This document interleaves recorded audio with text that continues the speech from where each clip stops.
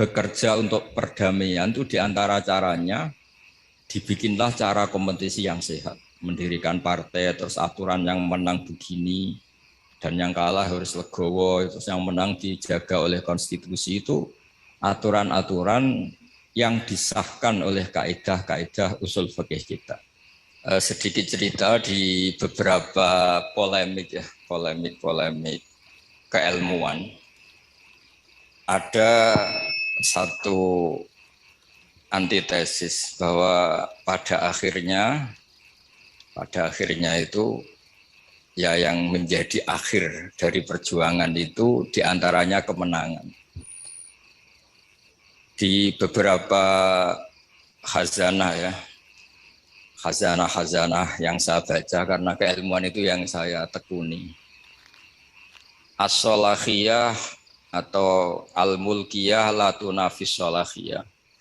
Jadi kemenangan baik dengan bentuk apapun, asal dengan cara yang baik, itu tidak berlawanan atau tidak menghilangkan status kesolehan.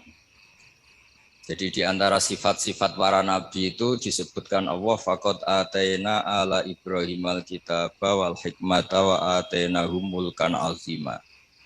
Jadi di antara sifat para nabi adalah diberikan mulkan azima. Diberikan kekuasaan yang besar. Tentu besar itu bisa dengan arti menang, tapi menang demi kebaikan. Di sini saya diantaranya pernah menulis Al-Intisar Limadzahibi Syekhina tentang pilihan-pilihan manhaj atau metode Mbah Maimun yang tentu bersanad sampai Wali Songo juga tentu sampai Rasulullah Shallallahu Alaihi Wasallam. Ada khazanah yang selalu dibaca kita di kitab Ihya yang berbunyi Ra'sul Akli Ba'daddin At-Tawaddud ilan nas Wastinaul ma'ruf ila kulli barrin wa fajirin. Jadi setelah akal kita mengantarkan iman kepada Allah Ta'ala, tugas kita sebagai manusia itu berperilaku simpatik at-tawaddud ilan nas ya. Saya ulang lagi ya. Kita punya akal. Akal kita, kecerdasan kita untuk merumuskan, mengantar kita menemukan Tuhan, menemukan Allah, menemukan Tuhan yang Maha Esa. Kedua, at-tawaddud ilan nas. Akal kita kerahkan, kita pakai untuk supaya kita ini berperilaku simpatik. At-tawaddud ilan nas. Karena awal orang ikuti kita itu kalau simpatik dengan kita. Dulu kita sering dengar cerita-cerita kuno, kalau orang merebut kerajaan itu ya lewat kesaktian. Bahkan cerita-cerita kuno itu kalau antar orang sakti ingin menguasai perempuan yang cantik itu juga adu kesaktian sampai ada yang meninggal. Lalu era modern di seluruh tren dunia itu ditemukan sistem kompetisi yang sehat. Sehingga yang menang itu aturan mainnya ditentukan. Entah dipilih secara mayoritas, entah dengan kualifikasi apa, tapi yang jelas itu dihindari saftu dima, yang namanya pertumpahan darah. Jadi itu yang paling lama yang kita ikuti. Disebut wa akhadna saqakum latasfikuna dima'akum. Jadi pertama yang harus kita hindari dalam kompetisi, jangan sampai ada pertumpahan darah. Sehingga di antara kebesaran Sayyid Hasan bin Ali ketika dipuji Rasulullah Shallallahu Alaihi Wasallam, Inna ibni hadala sayyidun wa inna Allah ta'ala sayuslihu bi baina fi'atin azimatin. Saya ini, Nabi kalau menyebut tidak cucu tapi anak-anak saya ini la sayyidun, orang yang luar biasa, dan dia akan mendampingkan dua kelompok besar. Sehingga damai ini yang kita cari, termasuk kalau saya maknai kenapa dulu Mbah Maimun berpolitik, keluarga kami ya, bapak saya, Pak D. Taifur, Mas Arwani, Sekjen itu juga berpolitik. Itu bukan masalah politik sebagai rebutan kekuasaan, tapi sebagai bahwa kompetisi dengan cara yang menghindari pertumpahan darah. Kita punya cara untuk seni ya, kalau boleh dibahasakan seni merebut kekuasaan tapi menghindari pertumpahan darah. Ini penting. Jadi kata kuncinya itu hindari safkut dima, pertumpahan darah. Karena islah atau musolahah atau berdamai itu adalah sifat yang Rasulullah SAW memuji cucunya atau disebut anaknya yuslihu benafitin azimaten. Jadi bekerja untuk perdamaian itu diantara caranya dibikinlah cara kompetisi yang sehat. Mendirikan partai, terus aturan yang menang begini, dan yang kalah harus legowo, terus yang menang dijaga oleh konstitusi itu aturan-aturan yang disahkan oleh kaidah-kaidah usul fikih kita. Terus wastinaul ma'ruf ila kulli barrin wa fajirin. Dan berbuat kebaikan pada orang baik maupun orang tidak baik, fajir. Kita tahu dalam kaidah sosiologi al-insan abdul ihsan, manusia itu pasti budak kebaikan. Jadi kalau ada orang ya bisa baik, bisa buruk, mentalnya belum jelas. Kalau sowan orang baik dimarahin terus, kalau dolan ke orang buruk dijamu, dikasih makan, dikasih kopi gratis, sementara ke orang baik hanya dimarahin. Kira-kira bandulnya kemana? Pasti ke orang yang jelek ini. Karena manusia itu budak dari kebaikan. Al-insan abdul ihsan. Maka dibutuhkan legowo. Orang-orang baik itu juga harus baik. Wasinaul ma'ruf ila kulli barrin wa fajirin, berbuat kebaikan kepada orang baik maupun orang yang tidak baik. Ada sebuah riwayat yang diriwayatkan kitab Sahih itu di luar biasa, orang yang baik. Kemudian dia berjanji malam ini mau sedekah. Lalu sedekah itu dikasihkan kebetulan kepada zaniyah, kepada orang yang kurang baik. Geder. Karena orang baik kok bersedekah sama orang yang kurang baik. Suddiko ala zaniyatin. Ada yang baca tasoddako ala zaniyatin. Setelah gunjingan belum selesai, malah dia sedekah lagi ke sarik. Sarik itu ya kira-kira maling atau copet. Geger lagi orang baik kok bersedekah sama copet. Ketika gunjingan itu belum selesai, malah dia bersedekah lagi sama al-ghani, orang yang kaya. Geger lagi kan sudah kaya kok disedekah. Lalu di riwayat hadis sahih itu dijelaskan Allah ngapresiasi perilaku orang soleh ini. Lalu logikanya sampai perempuan tadi nakal karena nyari uang, maka dia tak uang supaya tidak nakal lagi. Sampai copet itu nyopet karena nyari uang, maka dia tak kasih uang supaya tidak butuh nyopet lagi. Sampai orang kaya tidak mau sedekah karena dia belum pernah merasakan nikmatnya dapat uang yang nggak usah kerja. Terus dia senang. Terus dia akhirnya bayangkan orang lain juga senang kalau tak kasih uang tanpa lewat apa? Kerja. Artinya begini, jangan kira dulu semua orang soleh itu terus menciptakan komunitas soleh. Enggak. Orang soleh dulu itu punya hati besar untuk berkompetisi mengelola supaya juga simpatik di depan orang-orang yang tidak soleh. Sehingga di antara kelebihan Rasulullah SAW, musuhnya saja percaya. Sehingga beliau disebut Al-Amin. Musuh-musuhnya itu kalau titip uang itu sama Nabi. Karena Nabi itu Al-Amin, nggak mungkin khianat. Jadi semua cerita Nabi itu mesti dimulai dari ukuran itu musuhnya saja percaya. Karena Nabi terkenal tidak mungkin ingkar nopo janji. Ini penting saya utarakan dalam konteks Indonesia. Jadi dulu tradisinya orang-orang soleh itu yang ngelola orang yang macam-macam, supaya yang tidak soleh itu ikut soleh. Tapi yang jelas tidak memposisikan bermusuhan atau berhadap-hadapan. Ini penting menjadi kearifan bersama. Sehingga di kitab saya ini di beberapa riwayat disebut wastinaul ma'ruf ila kulli barrin wa fajirin. Jadi di antara ciri utama orang-orang baik adalah berbuat kebaikan dengan siapapun atau kepada siapapun. Lalu berikutnya ada cerita tentang, ini saya baca ya, saya baca Arabnya mungkin supaya nanti dikoreksi oleh yang menekuni ini. Dalam kitab Khilyatul Auliya, Sufyan bin Uyainah ini termasuk gurunya Imam Syafi'i. Karena Isa wa Yahya alaihi wassalam ya'tiyanil qaryah, wa yas'alu Isa an syirari ahliha, wa yas'alu Yahya an khiyari ahliha. Faqala lahu Yahya lima tanzilu ala syirarin nas, qal innama ana tabibun udawil mardo. Ini dalam kitab Khilyatul Auliya juz 1 halaman 323. Naskah ini saya tulis ketika Mbah Mun masih sugeng dan sering saya konfirmasikan, saya mintakan fatwa istifta ke beliau, minta istirsyad.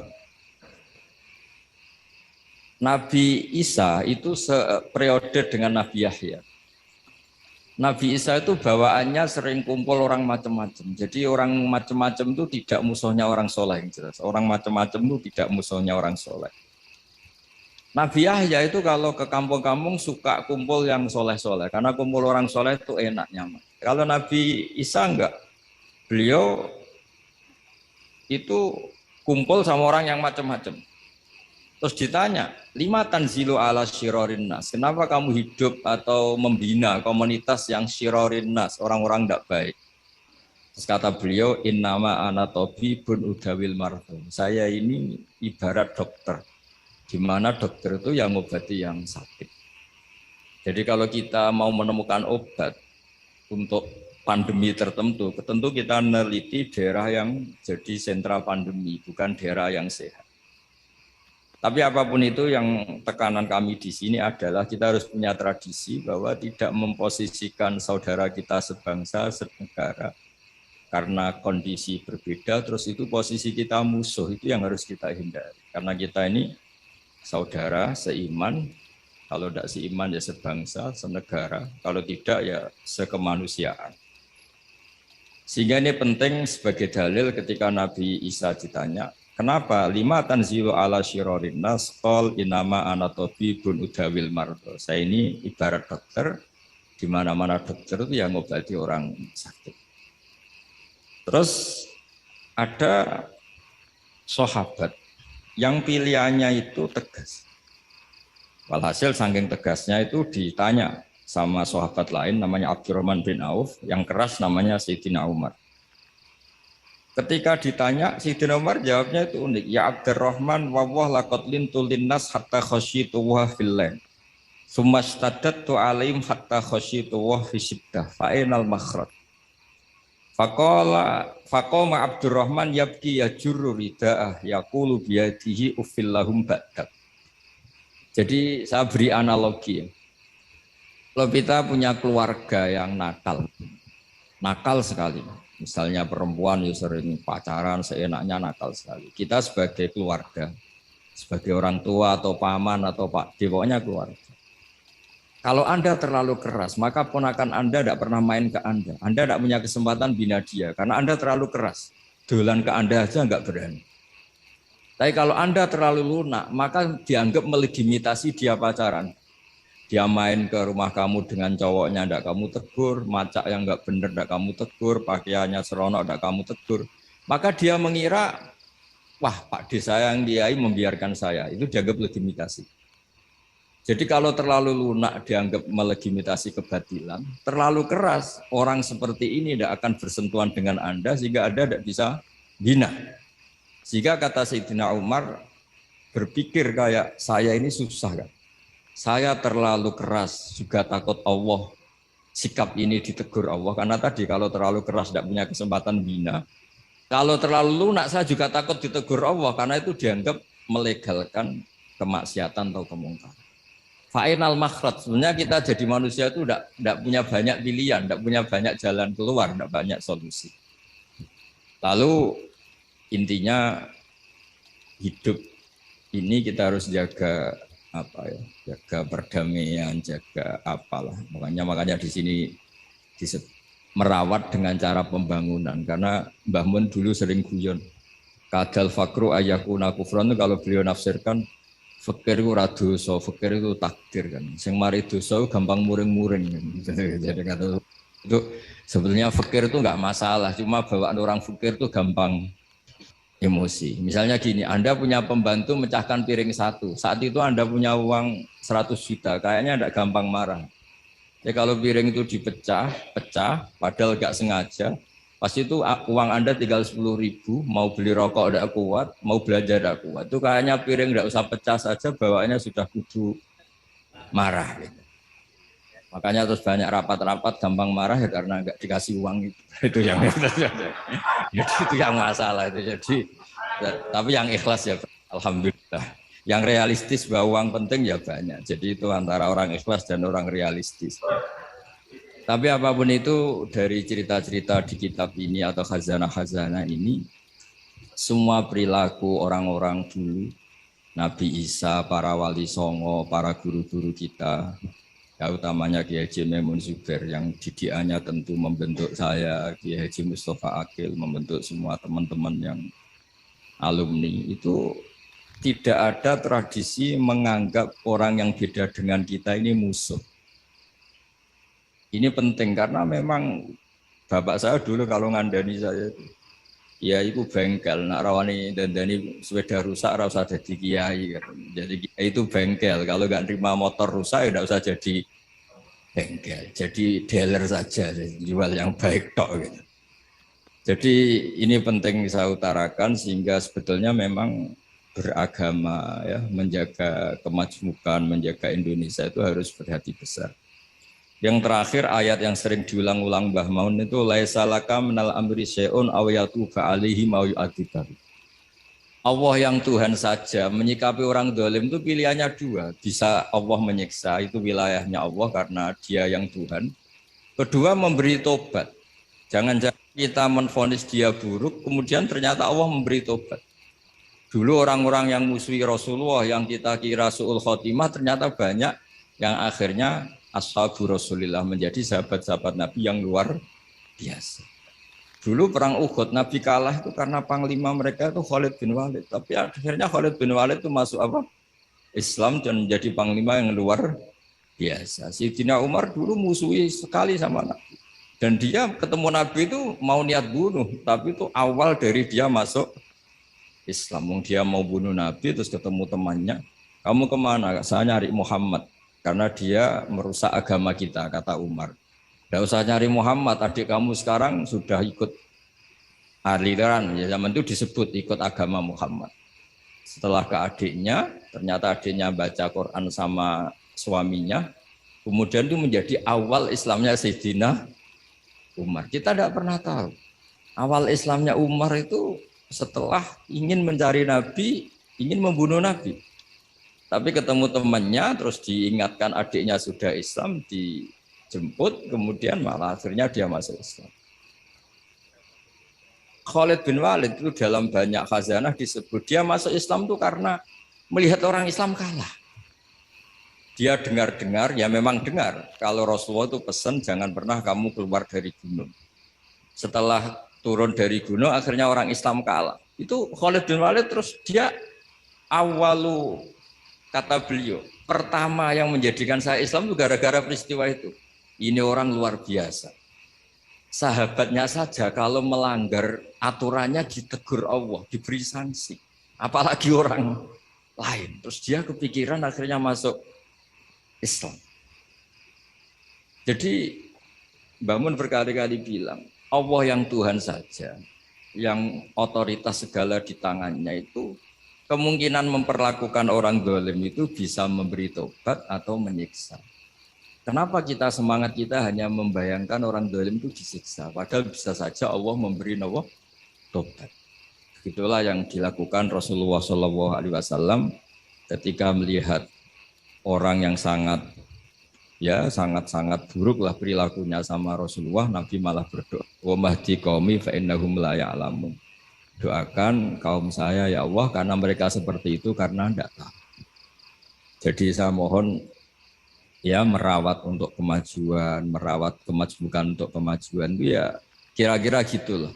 Orang kalau hak kemanusiaannya tersampaikan, hak-haknya sebagai warga kesampaian, hak-hak sebagai warga negara juga kesampaian. Insya Allah disuruh atau diminta melaksanakan kewajiban juga mau. Kita tidak perlulah tahu urutannya, diberi haknya dulu baru diwajib-wajibkan apa diberi diwajib-wajibkan dulu baru diberi haknya. Itu nanti kalau debat terus selesai. Yang jelas saya mohon semuanya biasa mendengar. Saya sering ditanya, Gus kok jarang datang di rapat-rapat penting. Saya mesti bilang analogi gini, kalau ada menteri rapat ketahanan pangan, ya bagus. Tapi yang Pak petani-petani tidak usah rapat nanam padi, itu sudah di atas rapat. Tuh. Karena barokahnya nanam padi otomatis ada ketahanan apa? Pangan. Daripada rapat terus tapi nggak pernah nanam padi. Ada rapat mempertahankan mazhab ahli sunnah wal jamaah rapat terus. Saya tidak pernah rapat tapi baca kitab terus tentang ahli sunnah wal jamaah. Saya kira demikian, ini khazanah yang saya terima ya, saya serap dari ajaran-ajaran Kiai Haji Maimun Zubair. Memang beliau itu sering cerita gimana menghadapi orang-orang yang beda pendapat, beda kultur, supaya kemasmukan ini terjaga secara baik. Karena kalau sudah terjaga secara baik, itu kita bisa hidup damai, karena di antara ciri kita adalah memang dari dulu-dulunya, saya ulang lagi, dari dulu-dulunya kebaikan itu harus kita jaga. Masyhur itu di hadis-hadis tentang hakul jiron, ada tetangga yang punya 3 hak kata Rasulullah, yaitu dia tetanggamu, dia seagama dengan kamu, dia keluarga kamu, berarti punya berapa? 3 hak. Ada yang punya 2 hak saja. Dia seagama dengan kamu, dia tetanggamu. Tapi dia tidak sedarah sekeluarga dengan kamu. Ada 1, tapi tetap punya hak. Yaitu dia tetangga kamu, senegara dengan kamu. Tapi ya tidak keluarga kamu, ya beda dengan agama dengan kamu. Tapi tetap punya 1 hak. Dan semuanya ajaran kita adalah waqulu linnasi husna. Jadi saya kira demikian. Mohon maaf. Assalamualaikum warahmatullahi wabarakatuh.